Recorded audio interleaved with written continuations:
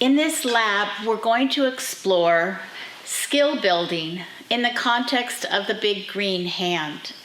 We're trying to figure out if we can know if our ideas are good ideas, if we can know what we believe and why we believe it. And that's a big task. It's a big undertaking if we haven't been working on it all along. And it might feel a little overwhelming. And so what I want to do is focus for a moment on why would we invest our time, our discipline, our energy, our effort in an exploration of this kind. Why does it matter?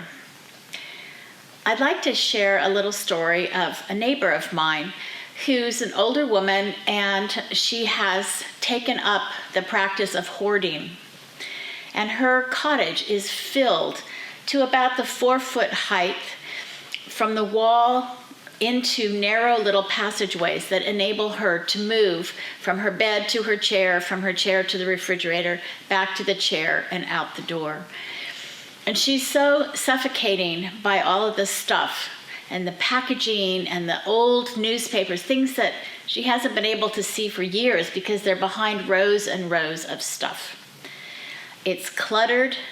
It has this experience of being totally overwhelming and taking away her freedom, because nothing can happen in that space that is creative, that is free, that is independent of all of the stuff around her.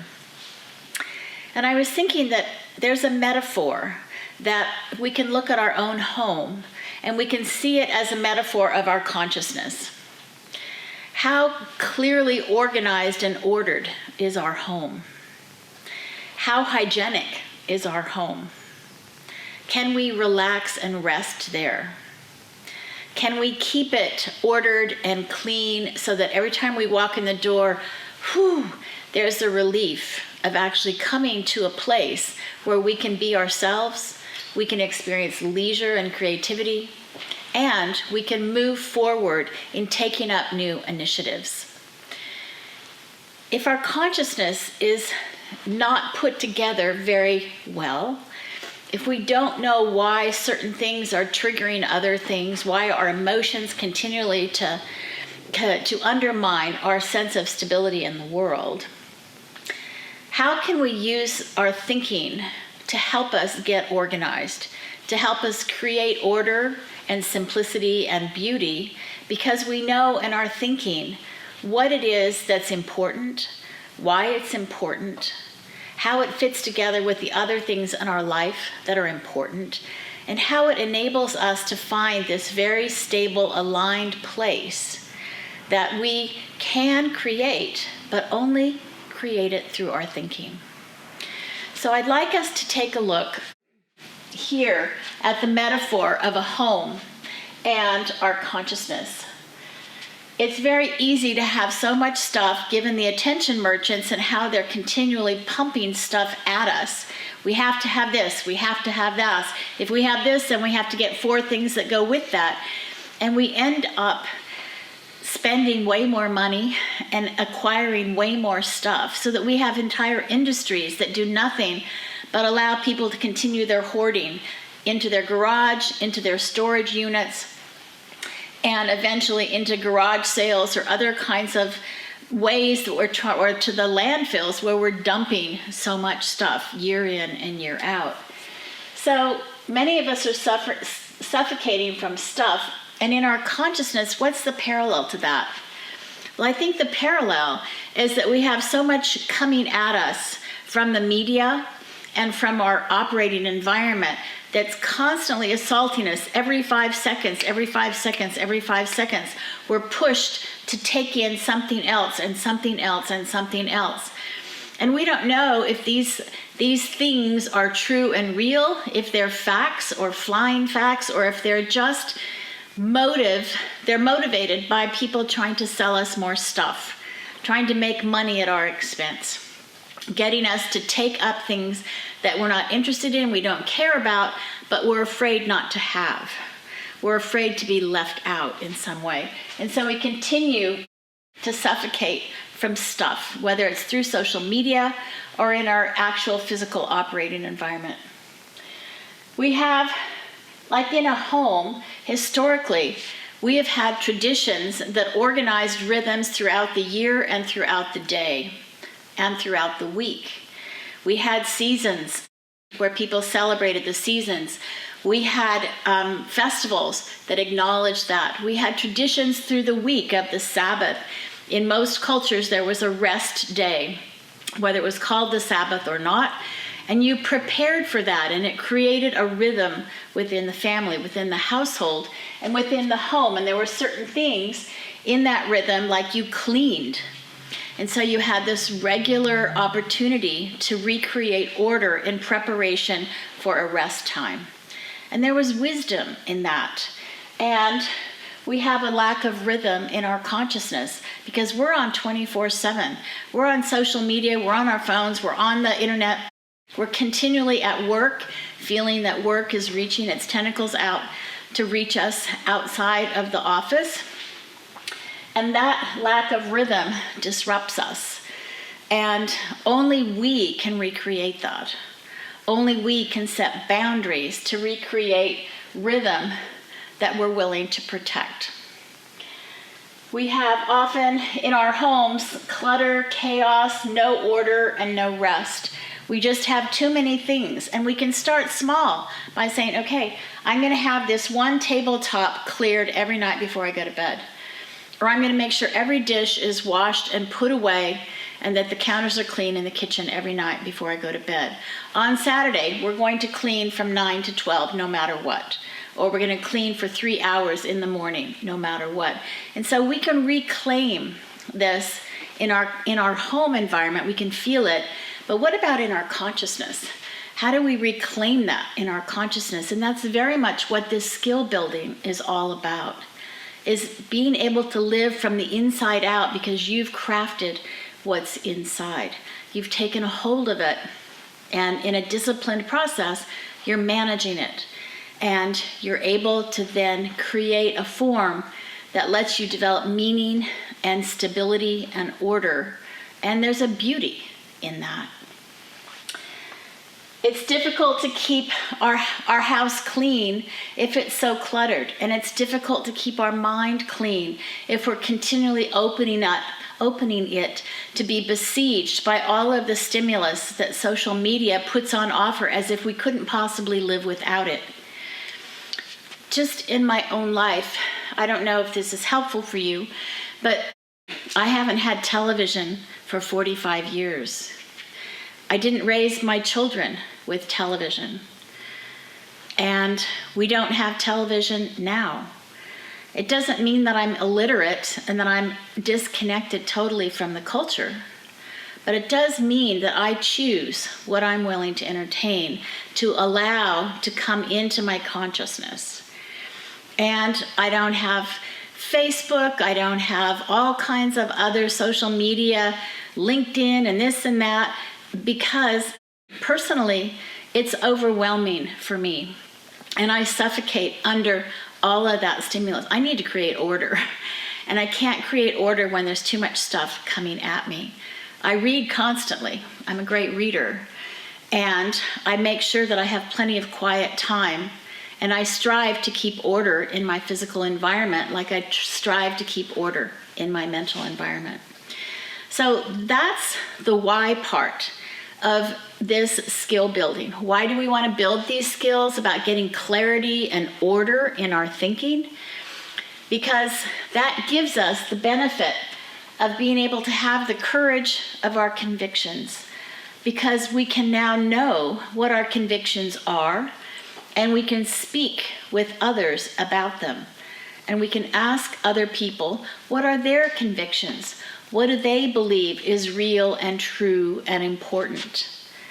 And this will all help us to come together in ways that right now we have a very hard time, because we don't really know how to have these conversations with other people about how to explore what they believe and why they believe it and why they find it compelling.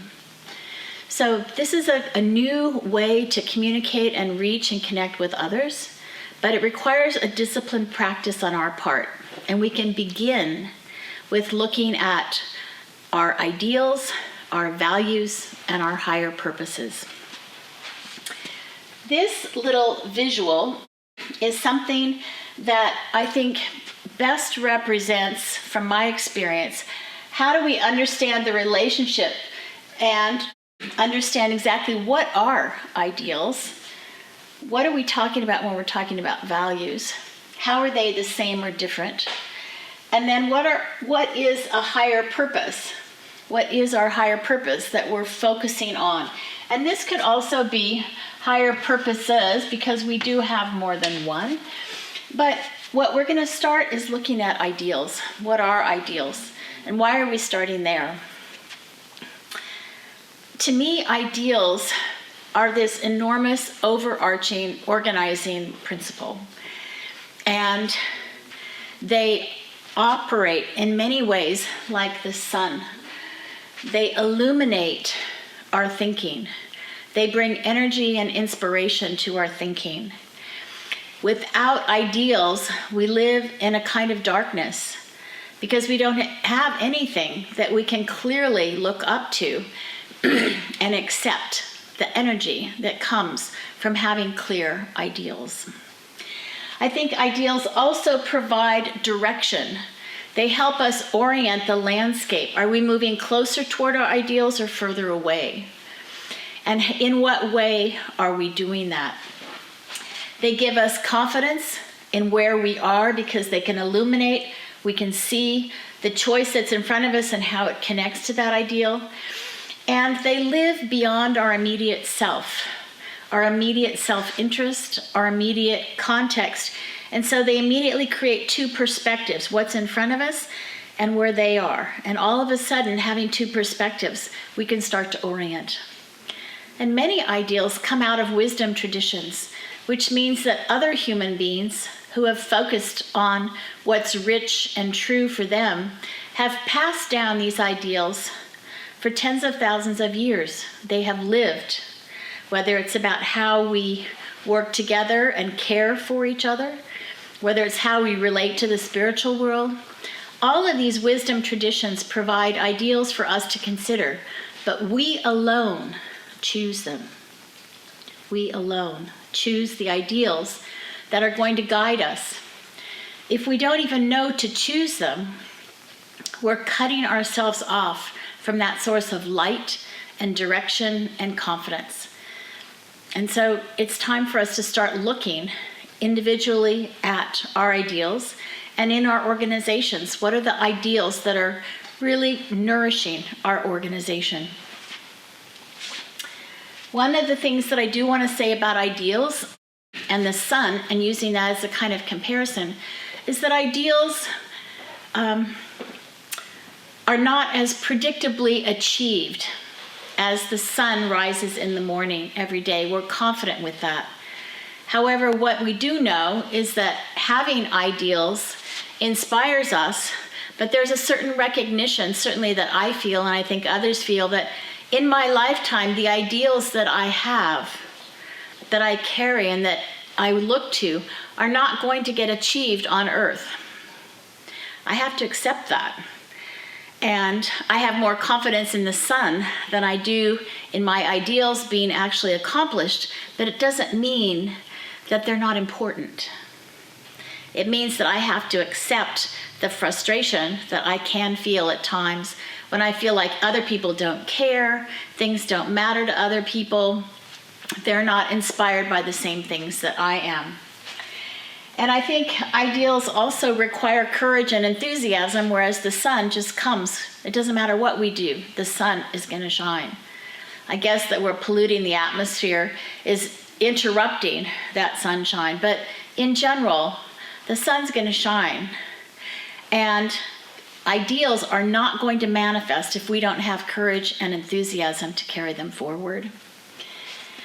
So, what I'd like to do is also compare ideals to seeds. We can compare ideals to the sun, but also to seeds. Seeds have potential to germinate and to grow something that we can't even really imagine, and then to create their own seeds as they go through an entire season, as they fruit and seed up and drop their seeds. Those seeds can be gathered and planted, and within a few years, you have fields and hundreds of acres filled with what started as a single seed. And I feel like ideals are like that. We don't know exactly how they're going to manifest. We don't know where they're going to plant themselves and in an environment where they're going to grow. Ideals are also like seeds in the sense that they live in an ecosystem, both in the natural world and they operate as seeds among humans. We're able to participate as we bring our ideals into relationships with other people, and it operates like a seed that can germinate and grow in relationship with the ideals of others. We're wanting also to recognize that seeds can't be that our ideals can't be destroyed, whereas seeds can be destroyed in the physical world. So as we compare and contrast, we want to see the potential of seeds, the life cycle of seeds, how they connect us with an ecosystem, natural and human. And we want to be able to realize that our ideals have that power. But if we don't know what they are, if we don't protect them and shepherd them, and recognize how they inform our thinking and our decisions, we're cutting ourselves off from an enormous, powerful resource as strong as the germinating potential of a seed and the sunlight. So we're going to spend some time working on beginning to identify what are the ideals that connect with our heart, because this is very much coming in a feeling realm, and connect with our thinking. What are our values? How do they relate to our ideals? Organizations often talk about values. People say, well, it depends on your values. Values. Well, what does that mean? It means something that's more specific than ideals. And there are so many crucial values to humans organizing themselves and moving forward with compassion and love and care and productivity that we can be overwhelmed by just the number of values.